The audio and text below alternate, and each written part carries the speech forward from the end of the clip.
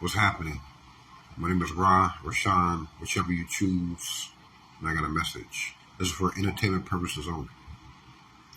I just want to encourage, my brothers out here. My brothers of all colors. Don't matter. It's not all men. It's not. Because there's a lot of good men out here. A lot of good men don't get the credit that they deserve, and some never will. But you got to give yourself credit. Never look for or seek outside validation. Validate yourself. You know what I'm saying? And with that saying, listen, it's not all men. But I'm gonna encourage men to treat women better. This is about treating women better. I'm not blaming no one. I'm not saying, all men treat women bad. It's not the case. But there are a lot of men that, treat women, in a disrespectful manner. And I just want to encourage men to, look at your values, look at your standards, look at the morals that you set for yourself. I do.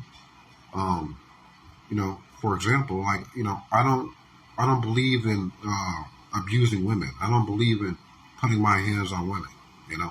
I feel like there's no reason to. No men should not be beating on and abusing women. That shouldn't be what's going on. If if the situation is like that, you guys need to split up, get away from each other. No relationship needs to be continued with abuse. I don't believe in cheating. There's a lot of disloyalty running around in our relationships. As a man, as anyone really, but we're talking about men. As a man, you got to be able to, be loyal. Stand on what you say.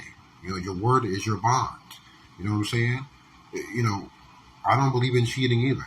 I was never raised to be a cheater. I'm not blaming anyone. I'm not, saying who's a cheater or who's not. But we got to start going back to the natural ways of living. The righteous ways of living. Get away from all this low vibrational nonsense, all this toxicity, or this cheating, lying, stealing, competing with each other. There's another thing.